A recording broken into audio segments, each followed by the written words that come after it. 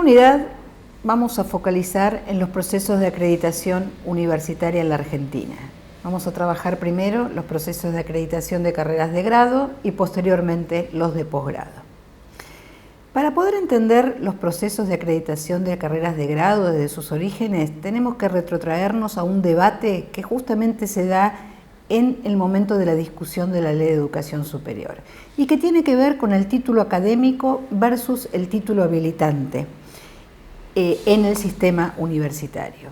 Como ustedes saben, la Universidad Argentina, desde sus orígenes, la universidad pública, se caracterizó por tener ambos títulos como atribución de la autonomía de las universidades. Es decir, cada universidad desde sus orígenes otorgó en su título dos cosas: el reconocimiento académico y la habilitación para el ejercicio profesional. Esta discusión empieza a aparecer en el debate previo a la Ley de Educación Superior, dado que quienes llevaban adelante de las reformas y en función de buscar la calidad, quisieron diferenciar el título académico del título habilitante, es decir, trabajar bajo un modelo que conocemos con el nombre del modelo anglosajón, que es el que más o menos manejan todos los sistemas universitarios de esos orígenes, en donde se separa la formación académica a cargo de las universidades de la habilitación a cargo de instancias externas. Es decir, que en este modelo en donde se separa, la universidad tiene la libertad para formar en los términos que considera, plena autonomía académica, pero luego hay una constatación ex post sobre la calidad de esa formación que no la hace la universidad, sino que lo hace un ente externo y en este caso el Estado. Este modelo anglosajón era el que se sostenía para poder transitar en la reforma de la educación superior. Por otro lado está el modelo napoleónico, que sería el modelo francés, que mantiene juntos tanto el título académico del título habilitante. Este fue el modelo con el que nació la Universidad Argentina y el que se quería reformar. Claramente, las universidades, en las grandes discusiones que se dieron durante la discusión de la Ley de Educación Superior, se resistieron a esta división que implicaba romper con una de las banderas más fuertes de la autonomía universitaria. Y es así entonces que se resuelve, dado que no es posible hacer una evaluación del resultado con un examen externo para la otorgación del título habilitante, instaurar procesos de evaluación durante el proceso de formación en estas profesiones claramente que comprometen el ejercicio profesional en aspectos claves de la vida social. Y es ahí donde aparece la idea de acreditar las carreras en tanto proceso. En general, estos procesos de acreditación en donde ponen el foco es en las condiciones que se dan para que esta formación pueda tener buenos resultados. Es así que se define el famoso artículo 43 de la Ley de Educación Superior. ¿Qué dice el artículo 43?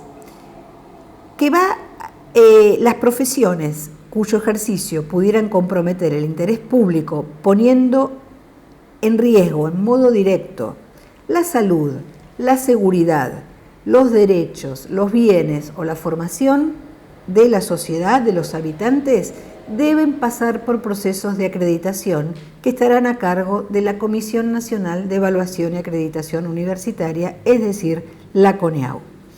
Además, ese artículo 43 dice que los planes de estas carreras deberán contemplar, además de la carga horaria mínima que se le pide a cualquier carrera universitaria, otros aspectos particulares, contenidos mínimos básicos necesarios y criterios sobre la intensidad de la formación práctica que se entiende que es clave dentro de la formación en estas profesiones.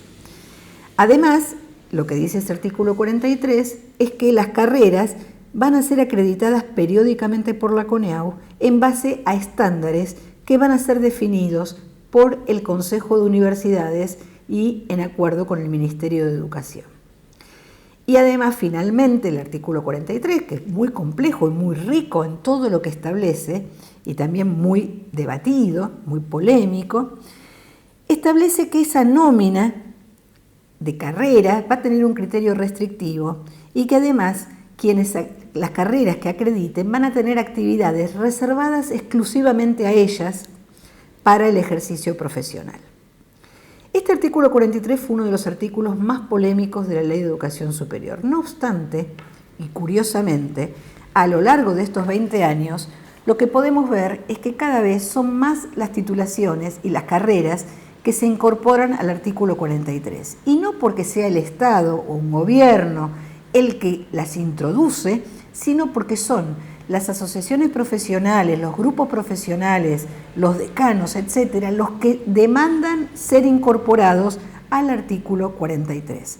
Podemos ver en las placas la cantidad de titulaciones que desde el 99 empiezan a formar parte de este artículo. Por ejemplo, claramente la medicina en el año 99, la mayoría de las ingenierías, que son las segundas que se incorporan en el año 2001, luego además de otras tantas ingenierías, farmacia y bioquímica en el 2004, veterinaria en el 2005, arquitectura en el 2006, geología en el 2008, odontología también en el 2008, informática, química, biología, psicología, etcétera, etcétera, etcétera, terminando recientemente con la incorporación de los títulos de contador público y de abogado.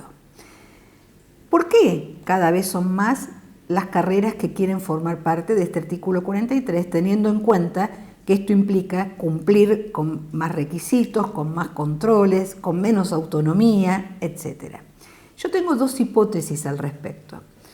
La primera es que estas carreras, además del prestigio que puede dar el pasar por procesos de acreditación, tienen actividades reservadas. Estas actividades reservadas tienen un carácter corporativo bastante fuerte, porque en realidad aquellas que se acreditan por el artículo 43 pueden realizar sus egresados, sus profesionales, actividades que quizás otras profesiones similares, de la misma familia, pero que no pasan por el artículo 43, no pueden ejercer. Esto les da un poder y un monopolio en el ejercicio profesional relevante.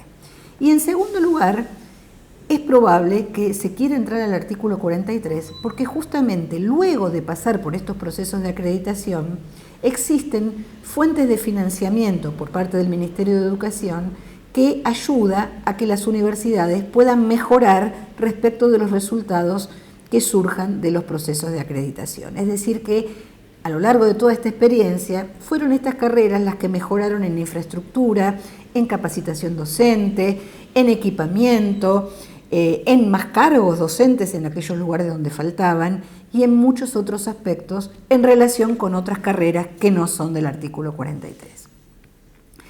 Una resolución ministerial de acreditación, ¿sí?, o sea, que tiene todos los requisitos para acreditar, ustedes van a ver y van a trabajar con esas resoluciones en los ejercicios que les vamos a pedir, tienen como un formato básico. Por un lado está establecida la cantidad de horas mínimas, la cantidad, la composición entre la formación práctica y la formación teórica y los estándares, los famosos estándares que una vez más decimos son definidos por el Consejo de Universidades en acuerdo con el Ministerio que los ratifica por resolución y que la CONEAU no hace más que aplicarlos.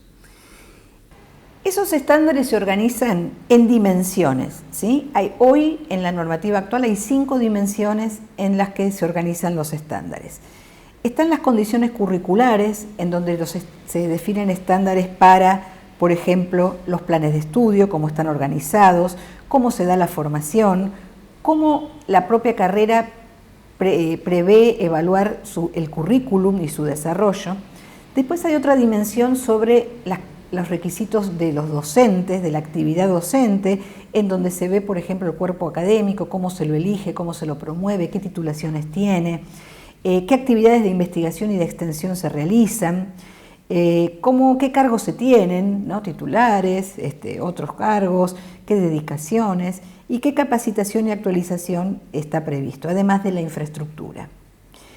Después hay otras características de los estándares que están vinculadas con los estudiantes, es decir, qué regulaciones hay para la actividad académica, qué apoyos tienen además de las clases y en qué medida participan de proyectos de investigación y extensión. Después hay otra dimensión sobre evaluación, es decir, en donde la propia carrera tiene que mostrar sus propios mecanismos para la mejora continua, del seguimiento y el perfeccionamiento de los planes, el seguimiento de graduados, el seguimiento de estudiantes.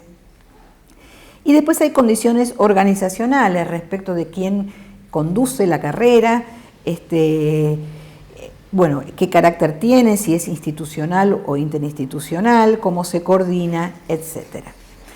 Todos los procesos de acreditación pasan por algunas etapas, que más o menos son las mismas en realidad. Hay una etapa de autoevaluación en donde la carrera y los sujetos que la componen, docentes, estudiantes, graduados, directivos, realizan una recolección de información útil, la sistematizan, analizan, ellos mismos evalúan esos resultados para identificar dónde están las debilidades y dónde están las fortalezas de la carrera en base a los estándares y elaboran planes que ellos consideran que hay que aplicar para mejorar. Eso es un informe de autoevaluación que se presenta a la CONEAU al momento de la segunda etapa, que es la evaluación externa. En esa evaluación externa participa un comité de pares académicos que no son de la universidad, sino que son pares, o sea, profesores de la misma carrera, de otras instituciones, y que además es una nómina que está propuesta por las propias universidades, que además de analizar el informe de autoevaluación, hacen una visita a la institución, a la carrera, y allí pueden entrar en contacto con los distintos actores que participan, realizando entrevistas, mirando documentación, y sobre la base de esas dos cosas, el informe de autoevaluación y la visita, elaboran un dictamen. Un dictamen que luego, muy interesante para el caso de acreditación de grado, se juntan todos los comités de pares, porque estas evaluaciones en lo que es acreditación de grado se realizan todas en el mismo momento. Por ejemplo, contador fueron todas al mismo momento, abogado todas al mismo momento. Y hay un momento que se llama momento de consistencia, en donde los comités se reúnen para justamente afinar los dictámenes, los juicios que elaboraron y garantizar una justicia de tratamiento en ese campo de formación que acaba de ser evaluado.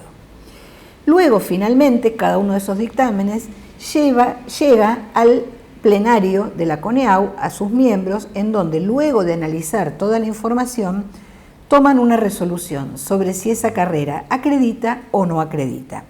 Y aún así, la carrera, en función de esa resolución, tiene una instancia más que se llama recurso de reconsideración para el caso que considere que ese resultado no es el que merece. Por supuesto, con información respaldatoria que pueda convencer a los miembros del plenario sobre un cambio de posición. ¿Cuáles son las distintas posibilidades de estos resultados de acreditación? Hay tres posibilidades: carreras que acreditan por 6 años, carreras que acreditan por 3 años y carreras que no acreditan. Las carreras de grado que acreditan por 6 años cumplen con el perfil previsto en los estándares, cumplen con todos los estándares y además completaron al menos un ciclo completo de dictado y tiene egresados. En ese caso, esa carrera va a tener que acreditarse a partir de los próximos 6 años. Después está el caso de las carreras que acreditan por 3 años, y aquí hay 3 posibilidades. Cumplieron con el perfil, pero todavía no terminaron con un ciclo, es decir, cumplieron con los estándares, pero no tienen egresados. No cumplieron con todos los estándares, pero hay elementos suficientes de los planes de mejora que ellos elaboraron en la autoevaluación que indican que están en condiciones de en los próximos 3 años cumplir con los estándares. Y luego hay otra posibilidad dentro de estos 3 años en donde no cumple con los estándares, los planes de mejora no son muy convincentes en términos de poder resolver los problemas, pero ante requerimientos expresos de la CONEAU formulan compromisos que son factibles de ser cumplidos en esos 3 años. En ese caso, la carrera acredita muy comprometidamente por 3 años y luego vuelve a ser evaluada. Y finalmente están las carreras que no acreditan, que luego de pasar por todas las instancias demuestran no poder cumplir con los estándares ni ahora ni en 3 años. Los planes no permiten esperar que se logren los objetivos y tampoco formulan compromisos convincentes. En ese caso, la carrera no acredita y la CONIAU puede sugerir al Ministerio de Educación su cierre. ¿Cuáles son los principales problemas que aparecen de las evaluaciones, de las usuales dictámenes que actualmente están en tratamiento? En general, las bajas tasas de graduación, que es un problema común del sistema universitario argentino. En general, que existan trabajos finales, por ejemplo, en las últimas partes de los planes, hace que se retrase bastante la graduación. No hay procesos de seguimiento muy fuertes. Hay una disociación entre práctica y teoría, en general, en términos de coordinación de los docentes. Si los alumnos tienen que realizar prácticas en algún lugar fuera de la universidad, no hay convenios sólidos con empresas o con los lugares donde realizan las prácticas. Hay problemas de acreditación cuando hay articulación con institutos superiores no universitarios. Allí hay problemas críticos, por ejemplo, en carreras como por ejemplo enfermería, que muchas de ellas tienen un primer ciclo que se hace en los institutos superiores y luego articulan con la universidad. Ahí hay problemas de coordinación. También se observan problemas de adaptación a los compromisos, ¿no? Una vez que se sabe qué es lo que hay que responder, se responde y con eso se sabe que se cumple y se acredita. También ahí se ven bajas dedicaciones de docentes y titulares, bajo nivel de actividad de investigación y poca participación de los estudiantes en estas actividades. La tarea que se hace es enorme en carreras de grado. Por año ingresan más de 200 carreras y, por ejemplo, en el año 2019 hay alrededor de 700 carreras en tratamiento. Y la tarea es enorme porque esto incluye la consideración de los informes de evaluación, las visitas, las respuestas, los recursos de reconsideración, etcétera, etcétera. La tarea que se hace es muy grande. Para que tengan una idea, hubo 133 carreras de contador que recientemente se acreditaron y 129 de abogado. En general son altísimas las posibilidades para acreditar. Hay muchas instancias, muchas posibilidades para que las carreras demuestren que están en condiciones. Y quizás surge la duda, después de 20 años, es qué hacer cuando estos procesos ya cumplieron 2 o 3 ciclos. ¿Las carreras tienen que seguir haciendo lo mismo o hay que pasar a una instancia diferente? Estas son cuestiones que vamos a trabajar al final.